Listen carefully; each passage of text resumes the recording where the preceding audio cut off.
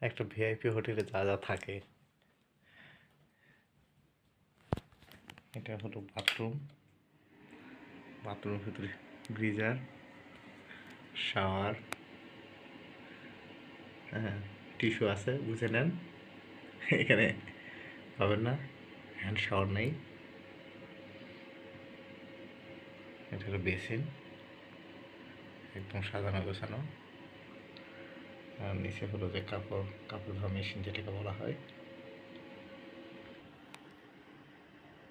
আর এই যেটা হলো কি টেবিল, একটা লকার, ফ্রিজ, ইন্ডাকশান, বেড। যদিও আমি সবগুলো এলিবেলি করে রাখছি, কেউ নেই, একা থাকার কথা, ভুলবশত ডাবল বেডে বুকিং হয়ে গেছে। গরিব মানুষ তো খুব জ্বলতেছে এত টাকার। এই যে এখানে কুকিং সিস্টেম, কুকিংয়ের যাবতীয় সামগ্রী এখানে দেওয়া আছে। আর যদিও এখানে কুকিং করবো না, আমি শুধু দেখতেছি কী কী দেওয়া আছে। এটা সম্ভবত ডিরেকশন দেওয়া আছে, ডিরেকশন বুকস। আর এখানে কী দেওয়া আছে দেখি। ও আচ্ছা, এখানে হাঁড়ি পাতিল এগুলো আছে, যা যা লাগবে।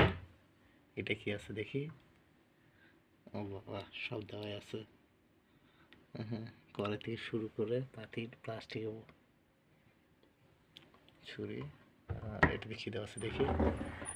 এখানে আছে চামচ, খাওয়ার জন্য সামগ্রী সব কিছু রাখছে। বাহ, এত বড় একটা হোটেল, অটো ম্যানেজমেন্ট, কেউ এখানে নেই। একটা মানুষ পর্যন্ত নেই হোটেলে যে আপনাকে বলে দেবে কে কী করতে হবে। পুরোটাই অনলাইন সিস্টেম, ডিজিটাল। এটাকে বলা হয় যে স্মার্ট স্মার্ট স্মার্ট বলতে গেলে আমাদের বাংলাদেশের কথা মনে পড়ে যায়। হ্যাঁ, আশা রাখি বাংলাদেশে একসময় এরকম হয়ে যাবে, স্মার্ট। অনেক কিছুই আস্তে আস্তে বাংলাদেশে প্রতিফলিত হবে। আমরা চাই বাংলাদেশ আরও উন্নত হোক, এরকম সুযোগ সুবিধা দিক, যদিও কষ্ট অনেক বেশি।